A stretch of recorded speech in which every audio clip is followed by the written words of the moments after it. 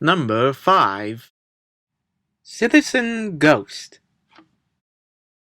Here's a question every viewer of this show has asked. Why do the Ghostbusters allow a ghost to live with them? Reporter Cynthia Crawford asked this question to Peter during an interview about the Ghostbusters. Well, Peter explains that there are practical reasons for keeping them around. It started after they defeated Gozer the Gozerian, and before they got sued by everybody in New York and causing them to lose their business and have to restart it 5 years later. Anyway, the Ghostbusters arrive at their headquarters to find it completely destroyed. Their first order of business before rebuilding was to get rid of their old uniforms due to the amount of ectoplasm they absorbed. Janine had given them their new uniforms that had arrived just before they went off to fight Gozer. Well, Peter was put in charge of destroying their old ones. Well, let's just say he didn't do it. In the rush to rebuild the firehouse, the Ghostbusters start to feel like someone or something was watching them. It turned out it was the Green Ghost from the Sedgwick Hotel. This puzzles them. If he had escaped like the rest of the ghosts, why did he choose to stay? Was it because of the food? Another shot at Peter? Or like what Janine says, maybe he's lonely and that he feels comfortable around them. While they were very dismissive of that idea, I actually think Janine was onto something. The Ghostbusters saw a lot of the Green Ghost over time, and they just largely tolerated him. Brave was the one who got friendly with him and decided to give him the name Slimer just to annoy Peter. As for their old uniforms, well, they absorbed a lot of ghost residue due to a crack in the containment unit, and they just got up and walked away, becoming their ghost doppelgangers. Their goal is to become the real Ghostbusters by destroying them. What makes this episode so great is not only does it explain why Slimer lives with them, but it is also hilarious to hear Peter cover up the fact that he's responsible for what happened. And since she's only talking to him, she is not getting the full story. As everyone knows, Slimer will go on to be one of the most popular characters on the show. In fact, it would later be renamed Slimer and the Real Ghostbusters, and he would star in his own series of cartoons. In some ways, it's all connected with this episode of Citizen Ghost. Number 4. No one comes to Lupusville. Late one night, a mysterious man named Gregor comes to the firehouse. Janine informs him that the Ghostbusters were asleep, but Gregor says that he couldn't come in the morning because that would be inconvenient. So he sends word for them to come to Lupusville the next night. When they arrive, he informs them that he wants to hire them to do away with some vampires that's been troubling the town. Well, at first, Winston was against the idea since they had never dealt with vampires before. But since Gregor was willing to pay handsomely, they agree. Their first encounter with the vampires ends in disaster. Peter and Ray are then kidnapped by the vampires. Instead of sucking the blood, the vampires decide to use Ray and Peter. You see, Gregor was not on the up and up with the Ghostbusters, for, get this, Gregor himself is a vampire. Apparently there was a schism within the vampire community and whether or not to be nomadic or to settle down. Gregor and his followers preferred to settle down. Thus, they took over the town of Lupusville and imprisoned the original townspeople. As for the nomadic vampires, they were at constant war with them. Thus why Gregor called the Ghostbusters in to take care of them. What he didn't know about the original townspeople was they were in fact werewolves. Well, lupus is Latin for wolf, so it's kind of in the name. No One Comes to Lupusville is like such a great episode because of its dark atmosphere, the war between the vampires and the werewolves, and plus it answers the age-old question of what happens when a werewolf bites a vampire and vice versa. Number 3. The Brooklyn Triangle. Like Venkman's Ghost Repellers, the Brooklyn Triangle features the father of one of the Ghostbusters. In this case, Ed Zedmore, Winston's dad. A few construction workers have been doing some digging when they find something mysterious underground. They have no idea what it is, so they want to call the Ghostbusters. Well, their boss, Ed Zedmore, Winston's dad, is dead set against this and just tries to rebury the stuff, but the dirt wouldn't hold. So Charlie, a construction worker, decides to go against his boss's wishes and calls the Ghostbusters. While all this is happening, the Ghostbusters are losing stuff. Well, this may not sound like a big deal, but Peter's sneakers literally get up and walk away. In fact, everything seems to be disappearing. Like, the road even rolls up. Literally. If there's one thing Peter and Winston have in common, it's that they have a strained relationship with their fathers. Ed is by no means a crook. He just doesn't take the Ghostbusters seriously.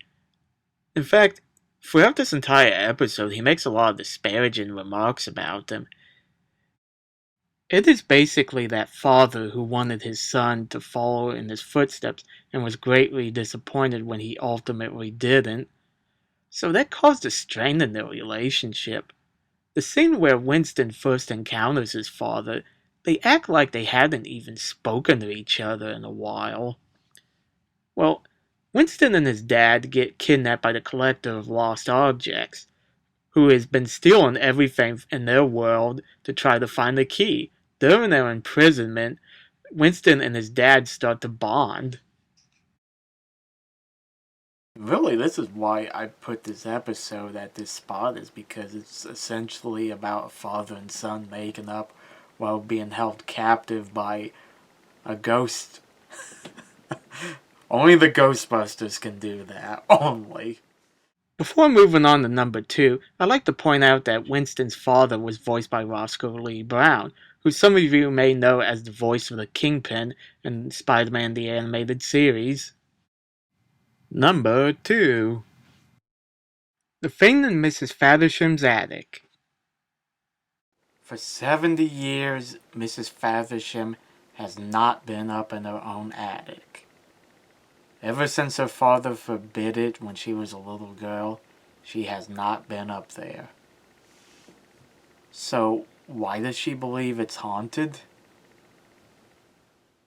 It's because of the horrible noises she would hear from the attic late at night.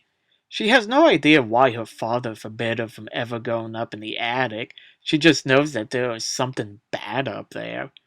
Well, finally she had enough of it and called the Ghostbusters.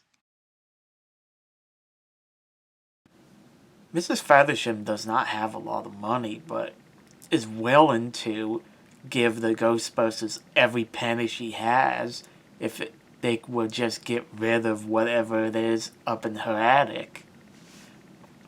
Peter, on the other hand, agrees to do the job for nothing. This is pretty out of character for Peter, since throughout the series, he is always the first to bring up the money. I mean, if they weren't getting paid for a job, he didn't want to do it. But in this episode, he does. And why is that? Because she reminds him of his mother. And this episode suggests that she had passed away some time ago. The Ghostbusters go up into Mrs. Faversham's attic, where they encounter the Thing. The Thing is basically a creature filled with pure hatred for Faversham. Note, I said Faversham, not Mrs. Faversham. In a way, this episode is a mystery. The mystery is, what is this Fane and why does he hate Faversham so much? Unlike most cartoon villains, the Fane does not explain to the Ghostbusters why he hates Faversham. They have to figure that out for themselves. Also, an interesting thing about the Fane is that he can control everything within that attic, whether it be an umbrella or a tea kettle. But a curious thing about him is that, despite his great power, he cannot leave the attic. In this episode, Mrs. Faversham often talks fondly about her father. She loved him greatly, but the thing is like a dirty little secret that she has to live with. And that's one of the sad parts of this episode is that someone she cared about so much and who cared about her left this thing behind for her to deal with. And despite the darkness this episode has, it shows a soft side of Peter we normally don't get to see. We all see that he's a wise guy in the movies as well as the show, but here, it shows that he can be a really decent guy. Without spoiling the ending, I will just say that if you do not have a tear in your eye, you have no soul. Number 1. Flipside. There is only one reason why I place Flipside at the number 1 spot. And that is the People Busters. The Ghostbusters investigate a mysterious tornado that touched down in the middle of Manhattan. Egon states that it's not a real tornado. What it is a doorway to another world. And in this world, New York is called Boo York, the Big Pumpkin. It's basically a ghost version of New York. And like in New York, they have their own set of people who bust ghosts, or in this case, people, the People Busters. The People Busters make this episode.